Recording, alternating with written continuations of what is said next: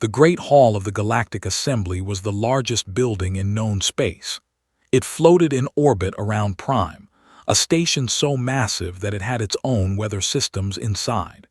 Representatives from over 200 species gathered here to discuss matters of war, trade, and survival. Today, they had gathered to laugh. Admiral Helena Cross stood at the center of the speaking platform. She was 53 years old, with gray hair cut short and eyes that had seen too many battles. Her uniform was simple blue and white, the colors of Earth's United Terran Defense Force. She looked small standing there. She looked weak. That was exactly what the aliens wanted to see. High Lord of the Dominion rose from his seat. He was 9 feet tall, covered in dark green scales that shimmered under the lights. His eyes were yellow with black slits like a snake. When he smiled, rows of sharp teeth showed. They had ruled their corner of the galaxy for 10,000 years. They had never lost a war. "So," said his voice deep and mocking, "the mammals wish to join us." Laughter rippled through the assembly hall. It came from dozens of alien throats, each species finding its own way to show amusement. The hissed, the clicked their mandibles, the gas beings of Prime bubbled and wheezed. Admiral Cross did not move, she did not speak, she simply waited. Pressed a button on his podium and a holographic image appeared in the center of the hall. It showed human soldiers in training. They ran through obstacle courses. They fired their weapons at targets. They marched in formation. "Look at them," said, "so small, so soft." He zoomed in on a soldier's face, showing the pink skin, the fragile eyes. Their bones break from simple falls, their flesh tears from minor cuts. They cannot survive in vacuum without machines to protect them. They cannot breathe underwater. They cannot see in darkness. He turned to face the assembly, spreading his arms wide. And these creatures wish to stand beside the warriors of the coalition. These prey animals wish to fight beside predators. More laughter, louder this time. A general in the front row slammed his fist against his chest in amusement. An ambassador made a sound like grinding metal. Walked closer to Admiral Cross. He towered over her, his shadow falling across her face. Up close she could smell him. It was a dry, reptilian scent like sun-baked stone. "Tell me, human," he said, "what do your people offer the coalition? What can you possibly bring to our wars?" Admiral Cross looked up at him. Her face showed nothing. No fear, no anger, just calm patience. "We bring ourselves," she said. Her voice was quiet but steady. Laughed again, louder than before. "Yourselves, that is your great offer, soft bodies and breakable bones." "You asked what we bring," Cross said. "I answered." The laughter in the hall grew. Some aliens were pointing at her now, making jokes in languages she did not understand. A representative actually rolled across the floor, its gelatinous body shaking with amusement. Returned to his podium, still chuckling. "Very well, humans, the coalition will accept your application, but you will not fight. Your soldiers are too delicate for real battle. You will carry supplies. You will repair our ships. You will cook our food and clean our quarters. That is all you are suited for." He waved his hand dismissively. "Leave this hall, human. Go back to your little planet and tell your people. They may serve us, but they will never stand beside us as equals." Admiral Cross turned to leave, but at the edge of the platform she stopped. She turned her head slightly, just enough to look back at. "You will remember this day," she said. Then she walked out of the hall, her footsteps echoing in the sudden silence. The aliens watched her go, confusion mixing with their amusement. What a strange thing to say. What could it possibly mean? Shook his head and turned back to the assembly. "Mammals," he muttered, "always so dramatic." The laughter returned, and the business of the coalition continued. 3 months passed. During that time, human ships joined coalition supply lines. Human engineers fixed coalition engines. Human cooks prepared coalition meals. They did everything they were told, and they did it well. The aliens barely noticed them. Humans became background noise, invisible workers who kept things running smoothly. But Admiral Cross was not idle. In secret, she sent messages to Earth Command. She requested something that had not been deployed in over 100 years, something that most humans had forgotten existed, something that the galaxy had never seen. Deep beneath the mountains of northern Europa, in bunkers that dated back to the old wars, men and women began to wake up, not from sleep, but from waiting. They had been training their whole lives for a moment like this, a moment when humanity would need its greatest warriors. They called themselves the Ironclad Legion. The Legion had been created after the last great war on Earth. It was meant to be humanity's final defense, a force so powerful that it would never need to be used. Each legionnaire was a volunteer who had given up everything for the program. They underwent years of genetic modification, making them stronger, faster, and harder to kill. They received cybernetic implants that connected their minds directly to their weapons. They wore mechanized battle armor that turned each soldier into a walking fortress. But technology was not what made them special.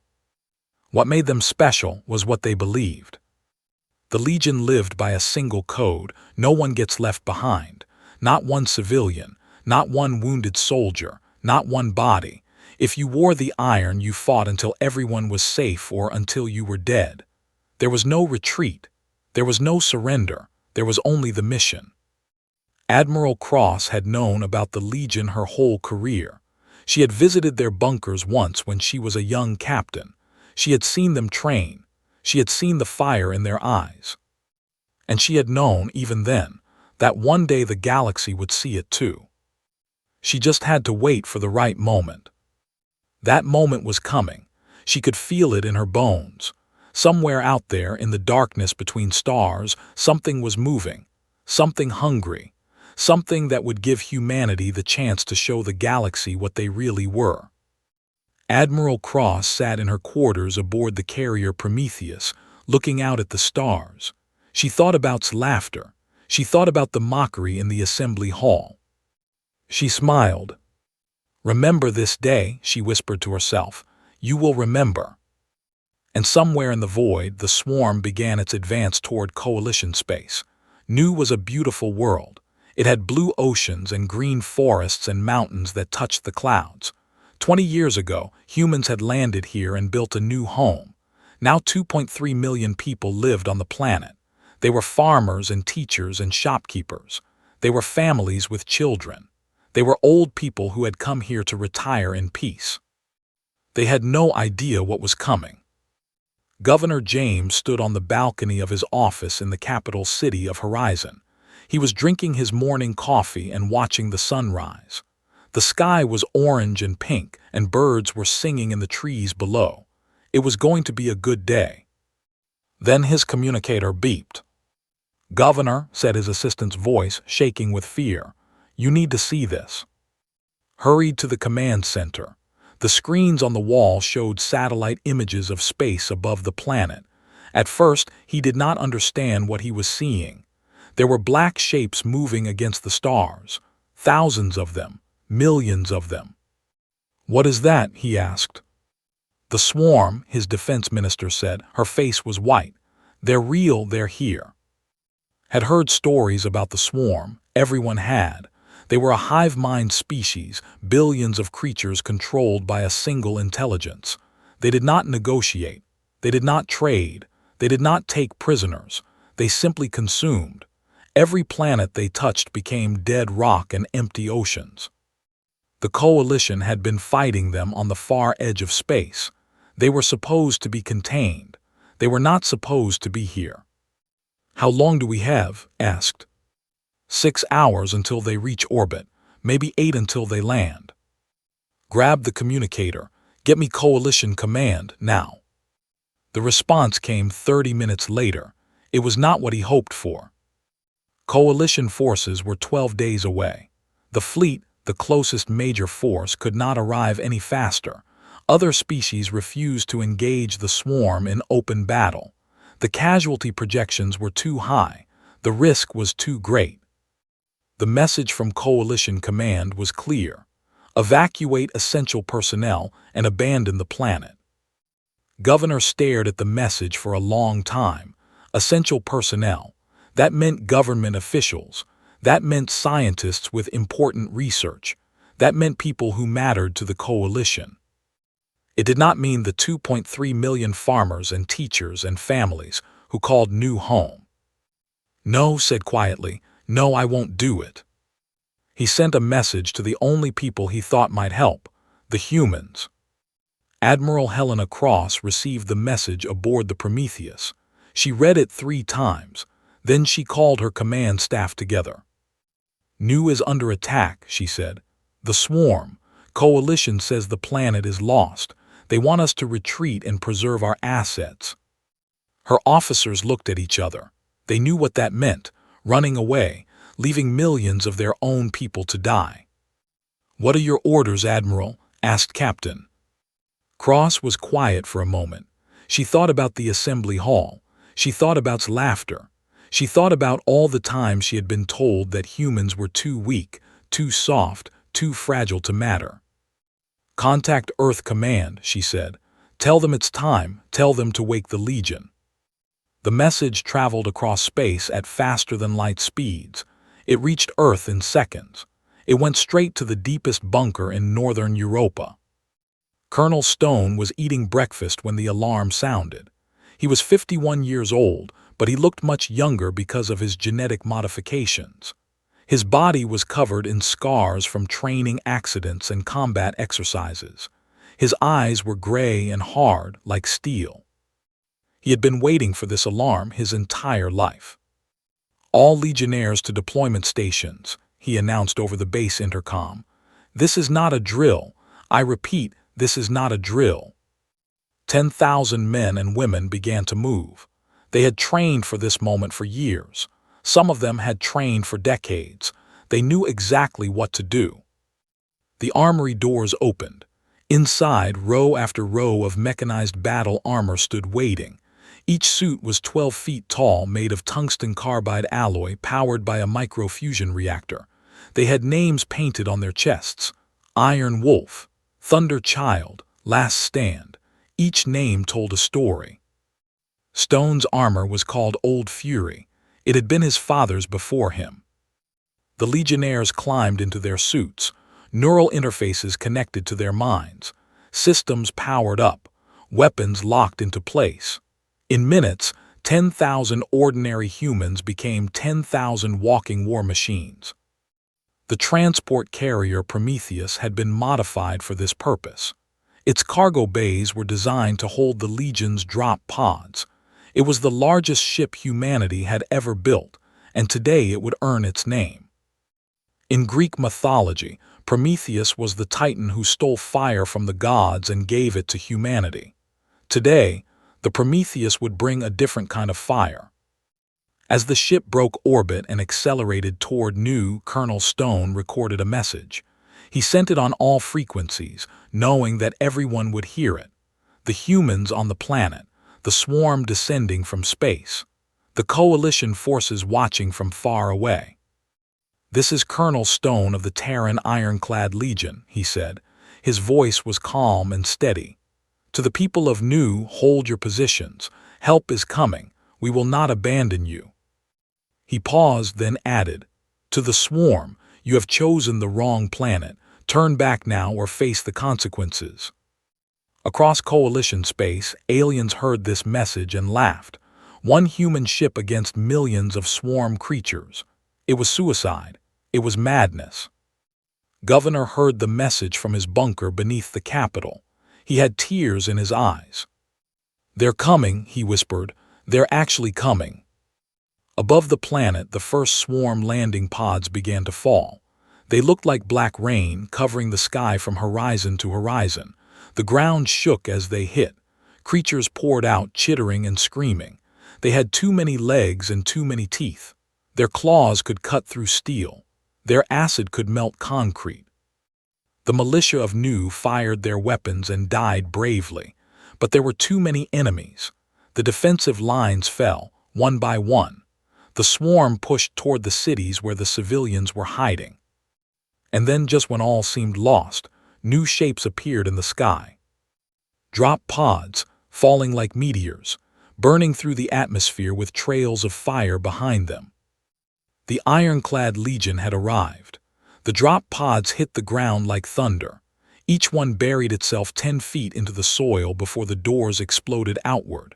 From inside, giants emerged, 12 feet tall, covered in gleaming armor, carrying weapons that hummed with deadly energy. Colonel Stone was the first to step onto the battlefield. Through his helmet's sensors, he could see everything.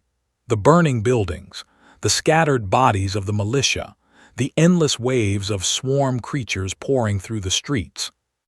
And there, 3 blocks away, a refugee shelter filled with 40,000 civilians. "All units," Stone said into his comm, "form on my position. Standard defensive circle. We hold that shelter until everyone inside is evacuated." "Sir," Lieutenant Commander replied, "if we concentrate here, we leave the Eastern District undefended." "I know, but those are people, Commander, real people. We didn't come here to win a battle, we came here to save lives." The Legion moved into position. They formed a ring around the shelter, shoulder to shoulder, their weapons pointing outward at the approaching horde. The swarm saw them and hesitated. They had never seen creatures like this before. Tall, metal, unafraid. Then the hive mind made its decision: kill them. The first wave hit like a black tide. Thousands of swarm creatures charged at once, their claws tearing at the ground, their mouths screaming in frequencies that hurt human ears. They expected the strange metal beings to break and run like every other prey they had hunted. The metal beings did not run. The Legion opened fire. Plasma bolts cut through the swarm like sunlight through shadow. Creatures exploded into pieces. The ones behind them climbed over the bodies and kept coming. The Legion kept firing. The air filled with smoke and the smell of burning flesh. "Hold the line," Stone shouted. "Nobody moves." Behind them, the shelter doors opened. Civilians began to pour out, running toward the evacuation shuttles that were landing nearby. Old people, children, families carrying everything they owned in small bags. They looked up at the massive armored figures protecting them and felt something they had not felt in hours. Hope. The swarm noticed the civilians. Food. Easy prey. A group of creatures broke off from the main attack and tried to circle around to reach them. Lieutenant saw them coming. She was 28 years old, the youngest officer in the Legion. Her armor was painted with a white crane, the symbol of her family. Without waiting for orders, she moved to intercept. Her squad followed.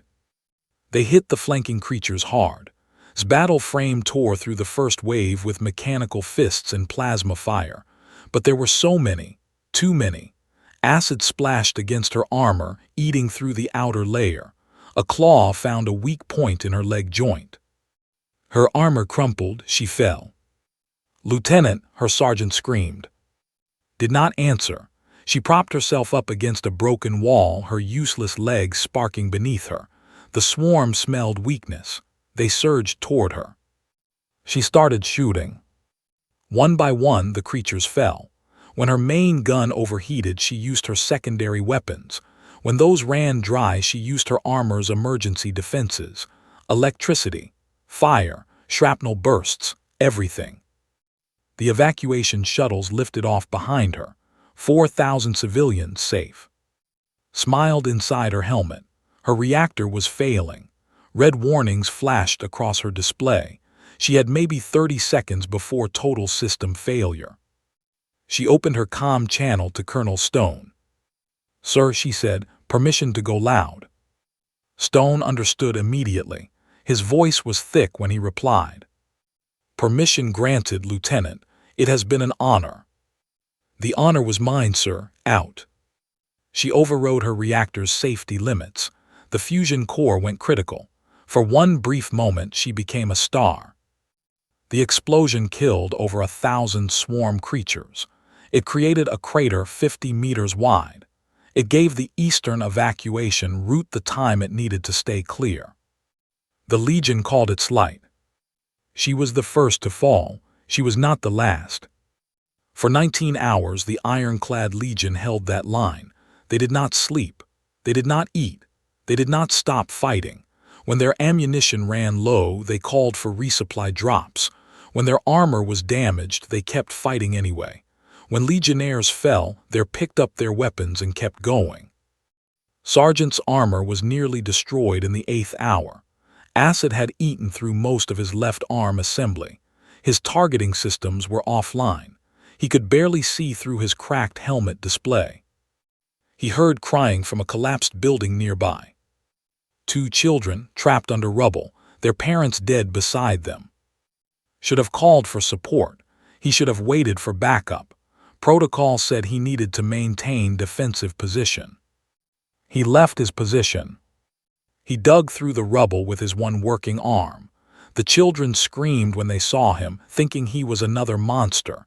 He retracted his helmet so they could see his face. A human face. Bloody and tired, but human. "It's okay," he said. "I've got you." He carried them 3 kilometers through swarm-infested territory. He took 11 wounds along the way, a claw through his shoulder, acid burns on his back, a bite that nearly took his remaining arm. Each time he fell, he got back up. He delivered those children to the evacuation zone. Then he turned around and went back. "Sergeant," his commander said, "you need medical attention." "There are more people out there," replied. "I'll rest when they're safe." He rescued 14 more civilians before his armor finally failed completely. Even then, he crawled the last 100 meters to the defensive line, dragging a wounded woman on his back. They had monitoring stations throughout Coalition space. They watched everything that happened on New. At first, they watched with amusement, then with confusion, then with something else entirely.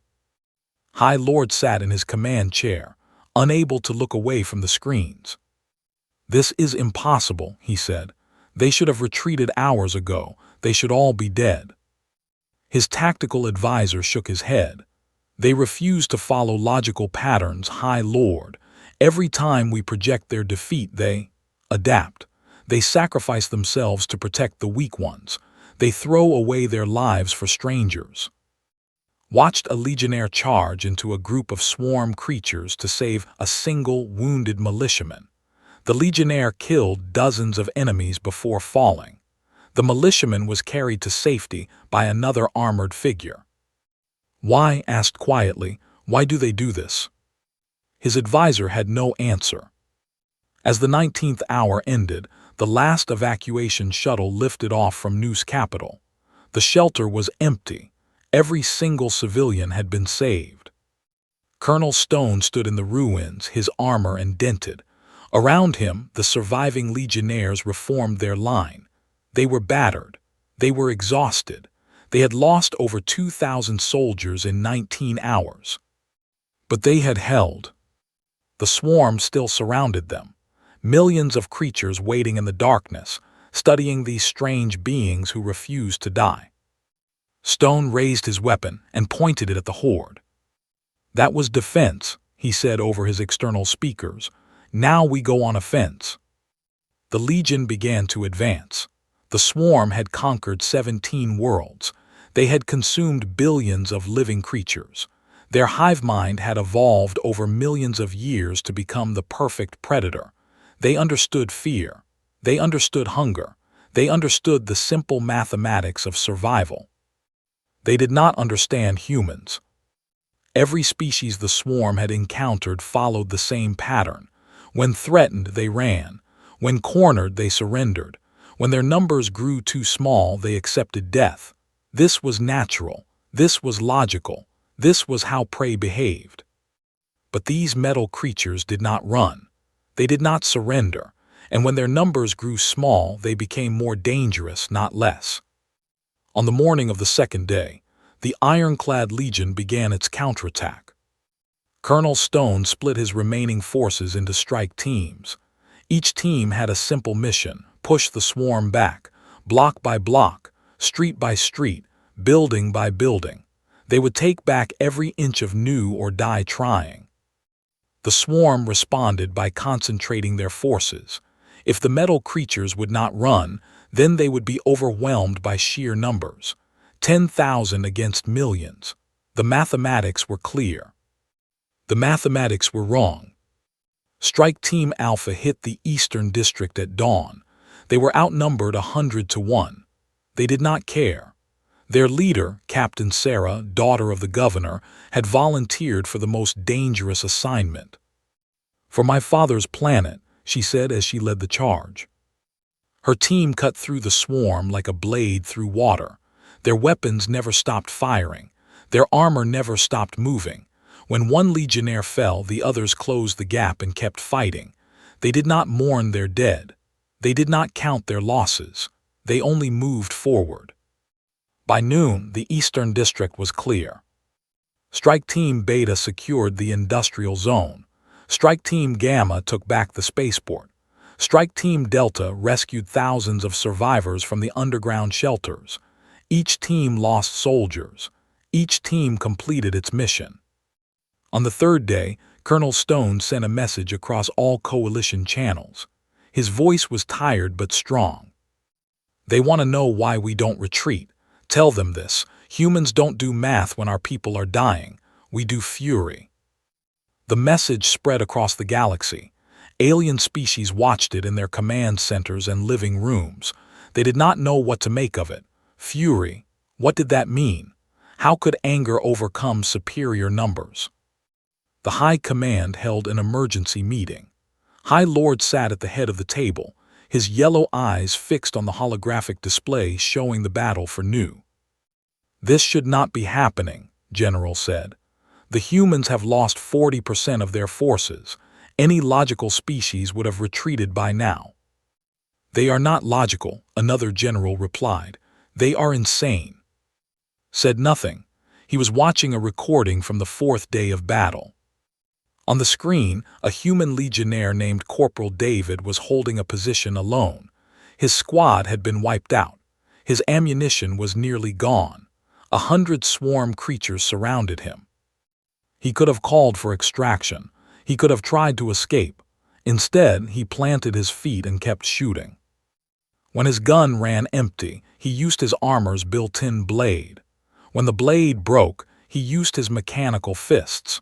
When his fists were destroyed, he headbutted the creatures until his helmet cracked. He killed 37 of them before he finally fell. The recording continued. Another legionnaire, Sergeant First Class Tours, arrived minutes later. She found his body surrounded by dead swarm. She did not have time to stop. She did not have time to grieve. She picked up his broken blade, attached it to her own armor, and kept fighting. "For," she said over the comm, "for all of them." Watch this, and something changed in his ancient reptilian heart. He had mocked these creatures. He had called them prey. He had laughed at their soft bodies and breakable bones, but now he saw the truth. Their bodies were soft, but their spirits were made of iron. "High Lord," his advisor said, "what are your orders?" Stood up, his full height made him tower over everyone else in the room. "Set course for Nu," he said, "maximum speed." "High Lord, our scheduled arrival is still 8 days away. We would have to push our engines beyond safe limits." "Then push them. I will not let these warriors fight alone any longer." The advisor hesitated. "We would be risking our ships. The swarm might overwhelm us too." Turned to face him. His eyes were burning with something that looked almost like shame. "For 10,000 years, they have called ourselves the greatest warriors in the galaxy. We have won 100 wars. We have conquered a dozen species. We have built an empire on the bones of our enemies." He pointed at the screen, where the Legion was still fighting, still dying, still refusing to give up. "Those humans have fought for 5 days. They are outnumbered 1,000-1. They have no hope of victory, and yet they do not stop. They do not run. They do not abandon the weak or leave their dead behind." His voice grew louder. If that is not true warrior spirit, then I do not know what is. And I will not sit here and watch them die while we hide behind safe schedules and careful calculations. He slammed his fist on the table. We are the Dominion, and we fly to join our brothers in battle today. The room erupted in movement. Officers ran to their stations. Ships powered up their engines. The entire fleet began to move at speeds that should have been impossible. Behind them, other coalition species watched in amazement. The cold warriors of the Outer Rim. One by one, they too began to change course. The humans had done something that no battle plan could achieve, something that no weapon could accomplish. They had inspired the galaxy. On Nu, the Legion did not know that help was coming. They only knew that the swarm was still in front of them, and civilians were still behind them. On the 7th day, Colonel Stone stood on a hill overlooking the last swarm concentration. His armor was barely functioning. He had not slept in 4 days. Over 5,000 of his soldiers were dead. But they had done it. They had pushed the swarm back to their landing zone. The creatures were massing for one final assault. When it came, the Legion would probably be destroyed. Stone did not care. They had saved 2.1 million civilians. They had held the line. That was all that mattered. All units, he said over the comm, prepare for final engagement. It has been an honor serving with you. His soldiers formed up behind him, battered, bleeding, unbroken. For Earth, someone said. For the Legion, another replied. For everyone we saved. Colonel Stone raised his weapon and prepared to charge. Then his comm system crackled with a new signal. Terran forces, this is High Lord of the Dominion. We have arrived. Do not engage yet. Wait for us. Stone looked up at the sky. It was full of ships. The sky burned with the light of 1,000 ships. The fleet descended through the clouds like angry gods. Behind them came their warships clicking and humming with weapons fire. Behind them came their living ships pulsing with strange energies. And behind them came every other species in the coalition, drawn to Nu by something they could not explain. The swarm looked up and saw death. For the first time in their existence, the hive mind felt fear. High Lord's flagship landed 200 meters from Colonel Stone's position. The great reptilian warrior stepped out of his ship, surrounded by his elite guard. He walked across the battlefield, past the craters and the bodies and the wreckage of a week-long war. He stopped in front of Stone. The human was a mess. His armor was cracked and burned. Oil and blood mixed on his chest plate. One of his mechanical arms hung useless at his side. His helmet was so damaged that his face was visible through the broken visor. But his eyes were still burning with fire. High Lord, Stone said, good of you to join us. Looked around at the battlefield, at the dead swarm creatures piled in mountains, at the surviving legionnaires standing in formation despite their wounds, at the distant city, still standing, still full of the people these humans had given everything to protect. You held, said. His voice was filled with wonder. We held. Drew his ceremonial blade. For a moment, Stone tensed, wondering if this was some kind of trick. But the High Lord did something that no had done in 10,000 years. He knelt. He placed the blade on the ground in front of the human colonel. In my culture, said, we have a word for warriors like you. Ara, it means the unbreakable. It is the highest honor it can give. He looked up at Stone with those ancient yellow eyes. I called your people weak. I called them prey. I was blind. He picked up the blade and offered it to Stone with both hands. This blade has been carried by my family for 10,000 years. I offer it to you as a symbol of my shame and my respect. Stone looked at the blade for a long moment. Then he gently pushed it back toward the High Lord. Keep it, he said. We didn't come here for glory or respect. We came here because those were our people and they needed us. That's all the honor we need. Stood up slowly. He looked at the human with new eyes. "Then let us finish this together," he said. "The swarm still lives, and I find that I very much want to fight beside you." Stone smiled. It was a tired smile, but it was real. "Welcome to the party, High Lord. Try to keep up." The final battle was short. The swarm had never faced a united coalition force. They had never fought enemies who were not afraid. They tried to retreat to their hive ships, but the coalition fleet cut them off. They tried to burrow underground, but they burned them out. They tried one last desperate charge, hoping to take as many enemies with them as possible. The Ironclad Legion met that charge head-on. They fought side by side with the now 9-foot reptilian warriors and 12-foot human battle frames, cutting through the swarm together. Himself fought next to Colonel Stone, the two leaders trading kills and watching each other's backs. By sunset, it was over. The last swarm hive ship tried to escape into orbit. It made it about halfway before the coalition fleet reduced it to atoms. The pieces fell through the atmosphere like shooting stars. The hive mind was broken. The swarm on new died without guidance, wandering aimlessly until they were hunted down and destroyed. For the first time in recorded history, the swarm had been defeated. And everyone knew who had done it. 1 month later, the Galactic Assembly gathered again on Prime. Admiral Helena Cross stood at the center of the speaking platform. She wore her dress uniform now, decorated with medals she had not wanted but could not refuse. Beside her stood Colonel Stone, his wounds healed, his new armor gleaming under the lights.